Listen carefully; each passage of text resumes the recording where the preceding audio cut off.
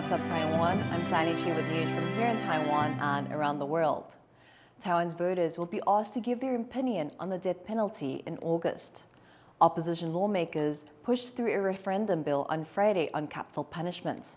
The bill will see the question: do you agree that a unanimous decision should not be required to hand down a death sentence in criminal trials brought to a vote? The main opposition Kuomintang supports the death penalty and wants to loosen restrictions on its usage. The KMT has another proposed referendum scheduled to go through the chamber, which asks voters their opinion on the use of martial law in Taiwan. Saturday marks the end of nuclear power in Taiwan. Once one of the most nuclear-reliant economies in the world, the country is now switching off its final reactor, Louise Watt reports. Every day, Chen Long-chung delivers lunch from his restaurant to the nuclear power plant across the road.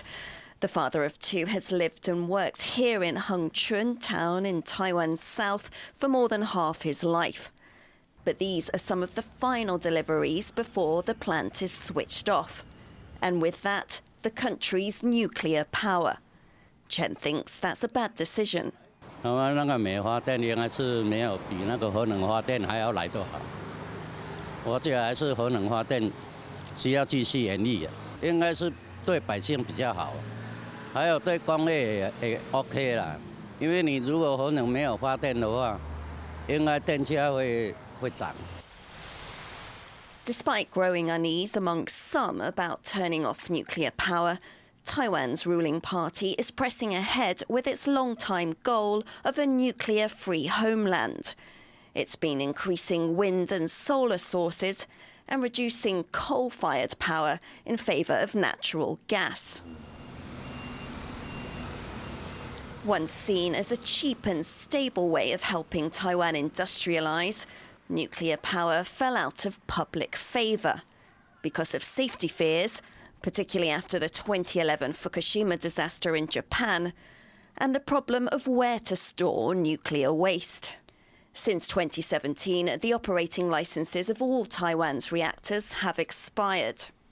Taiwan's third nuclear power plant opened here on the southern coast in the mid-1980s, when nuclear power accounted for around 50% of the country's electricity. That's now down to 3%, all produced here, the last of Taiwan's 6 reactors to shut down. Taiwan already imports virtually all its energy. That's led to fears about the country's energy supply in the event of a blockade by China, which claims sovereignty over Taiwan. 如果发生了什么问题，也只有2个礼拜的储存的时间，风力更不用说了，就是都不是属于稳定的电源。 现在最稳定的电源就是核三嘛。 Businesses already worry about a power crunch after several mass blackouts. In a last-ditch effort to keep nuclear power, Taiwan's opposition-controlled legislature amended the law, allowing plant operators to apply to run for another 20 years. That's come too late to keep this reactor running, and the government says it would take at least 1.5 years to restart it. But President Lai Ching-te's Democratic Progressive Party is not ruling out bringing nuclear back sometime in the future.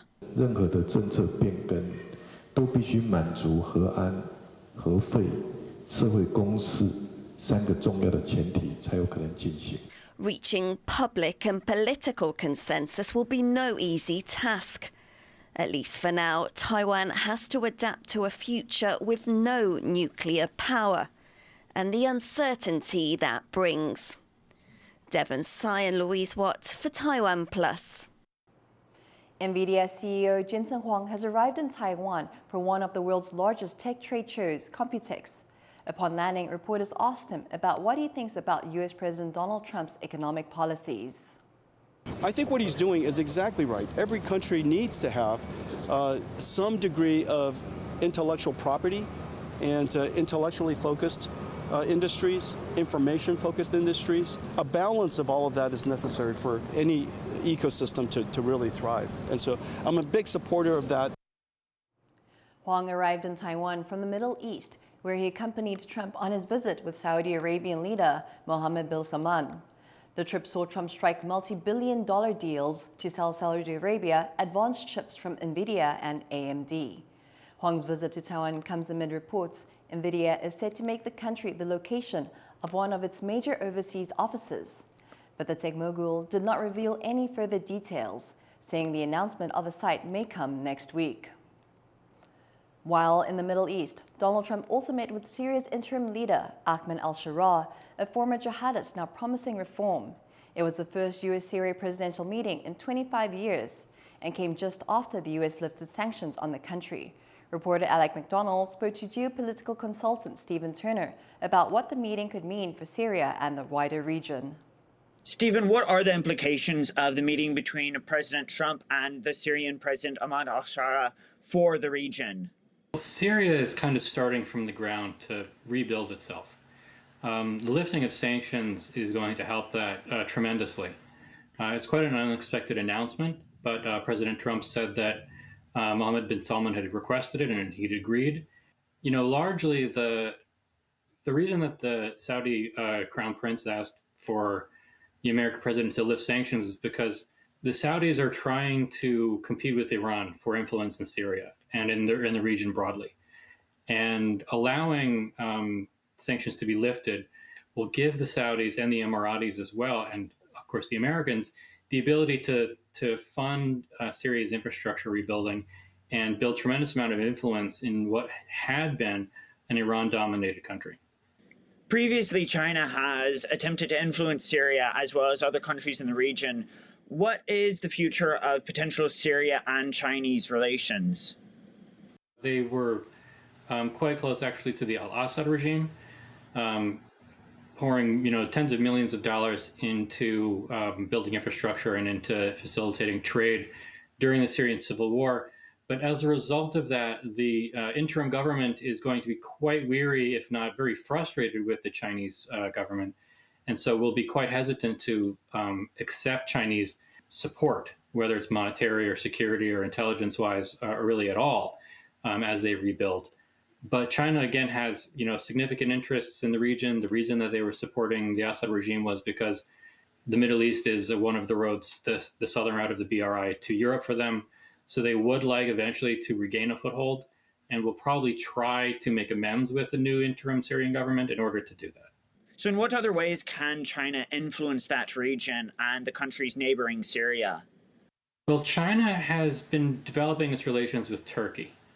So China's influence in Syria will actually depend on the ability of Turkey to regain influence in Syria. And it should actually happen relatively quickly and steadily for the Turks, because the Tahrir al-Sharam, which is the party of the interim president, Ahmed al-Sharaa, is close to Turkey's President Erdogan.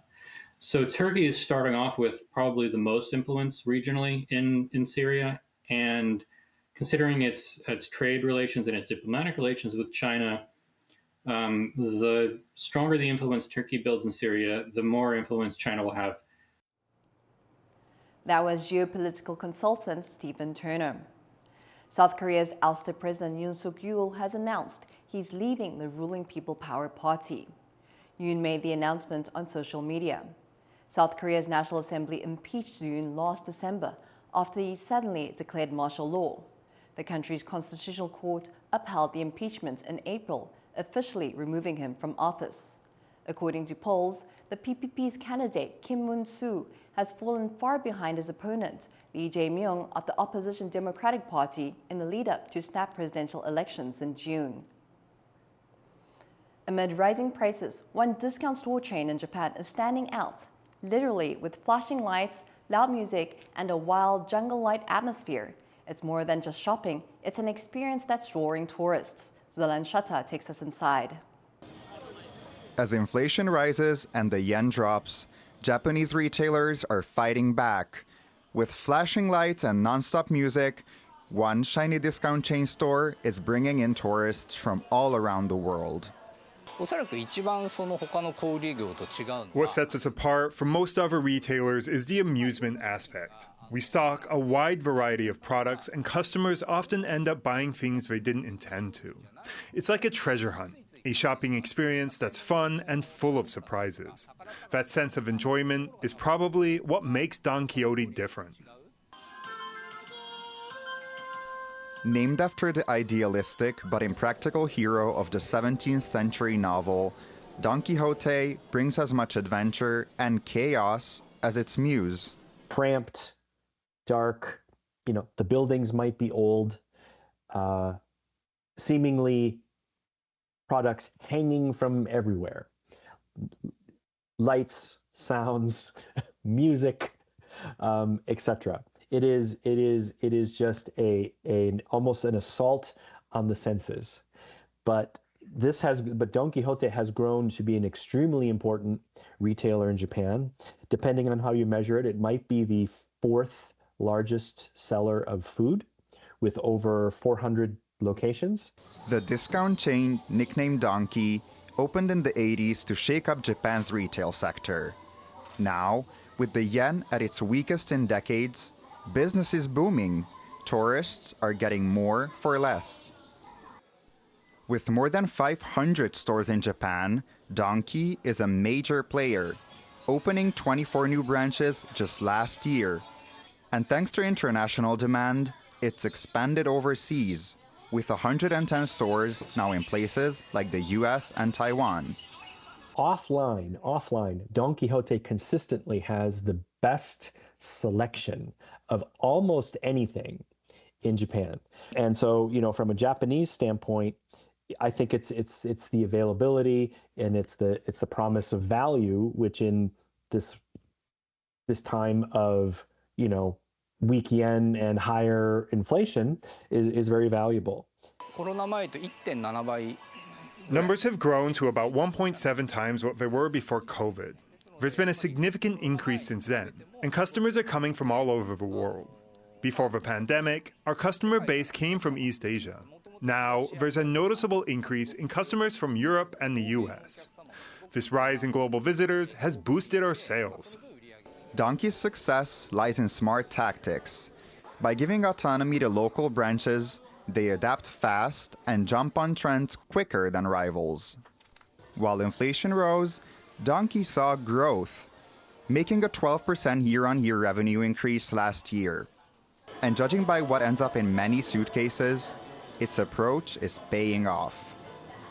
I bought a coffee cup for my mom, a fan, some Godzilla chopsticks, just a couple toys, stuff like that for home, just to kind of remember the place. With Donkey's parent company now planning to open duty-free stores targeting tourists, they're preparing to expand, while continuing to offer the chaotic shopping experience many return for. Justin Wu and Zalan Shata for TaiwanPlus. A new white paper from Taiwan's Environment Ministry has set a goal for improving the country's air quality. The goal is to cut in half PM 2.5 levels in Taiwan's air by 2030. PM 2.5 is a type of particulate air pollution that increases the risk of respiratory diseases. Fossil fuels are a major source of this type of pollution. Around 80% of Taiwan's energy mix comes from fossil fuels like coal and gas. Thank you for watching What's Up Taiwan. You can visit the TaiwanPlus website or follow our social media for more stories from Taiwan and around the world. Finally, check out these images of sharks that appeared near an Israeli beach on the Mediterranean Sea. I'm Sani Chi, take care and see you next time.